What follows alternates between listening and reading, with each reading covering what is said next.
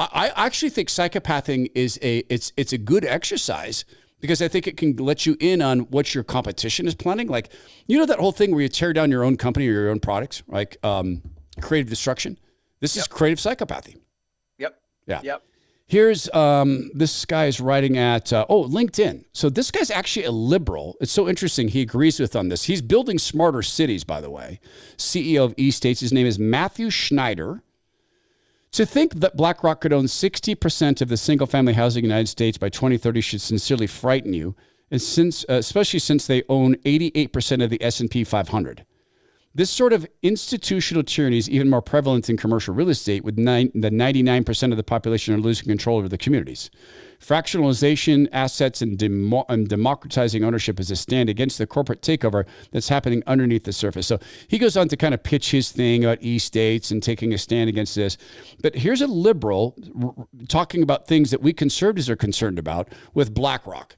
So as they buy up these neighborhoods, let's you and I start psychopathing. You want me to go first? Yeah. Okay. I own 60% of neighborhoods. Therefore, the services that come into my neighborhoods will come through my portal. You will bid to come in. First, it's going to be cable companies because that exists now, but it's going to be grocery delivery. It's going to be drone flyover. I'm going to go ahead and also review the police activities in my neighborhood because I've got such bulk and tax activity. There's going to be a lot of private police activities we're going to do, and we're going to go ahead and lobby for that. In addition to that, in the homes, we're going to go ahead and take control of some of the processes. For instance, you can certainly do laundry during peak hours. There's a simple way to do that. Just give us your credit card. We'll go ahead and charge that automatically for you. That's the beginning of my psychopathing. Well, I mean, you got to heat that up. Okay. Okay. So, all right. let's get down to brass tacks here. The other thing is, due to the safety, because we're worried about you. Okay. At the end of the day, we're worried about you.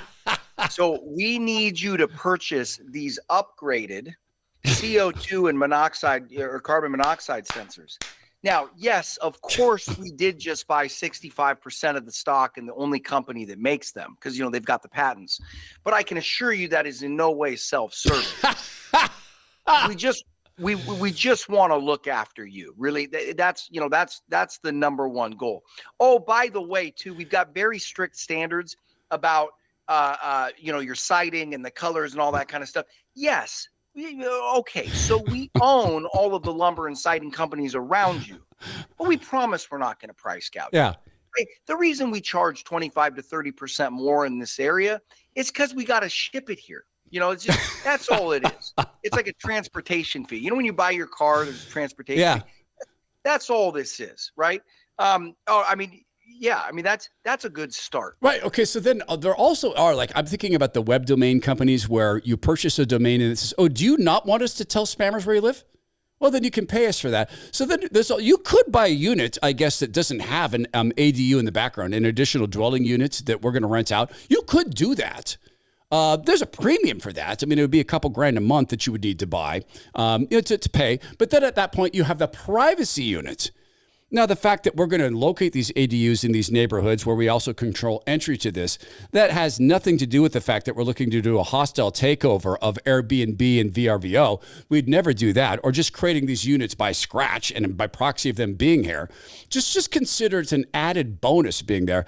Incidentally, as we're talking, we care very, very much about making sure that everybody has equitable access to these neighborhoods. So we've noticed your income is in the top 50%. So there'll be a slight premium on top of that. But we're going to pass that on to some affordable housing that we're building outside of here, which in 7 years will turn into luxury condos. But you don't need to know that part. And think of what you're doing for the poor people or even the BIPOCs.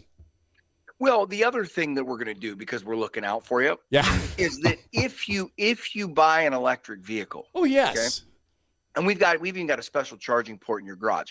That's you got to pay for it, obviously. Right. $750. Right. That might seem expensive, but it's a special car charging port. Right.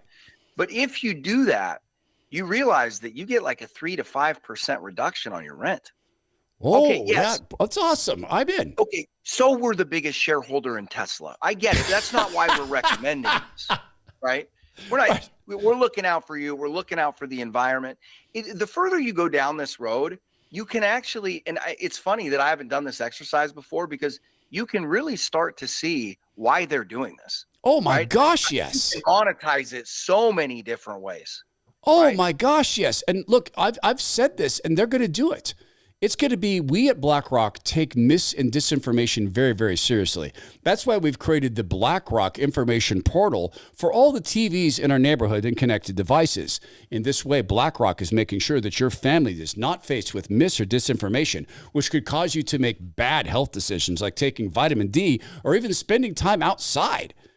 This is why they're doing it. It's the housing version of Bill Gates seeing our bodies as platforms and seeing us as being OEMs on which he wants to install the software. Yeah, and you see it in so many different parts of the economy, and you see how they're pigeonholing these people that are just, it's like all the payday advance. It's so funny to me that that's looked past, but it's just like these payday loans. And now now there's a new form of a payday loan that's specifically to pay your rent. Mm-hmm.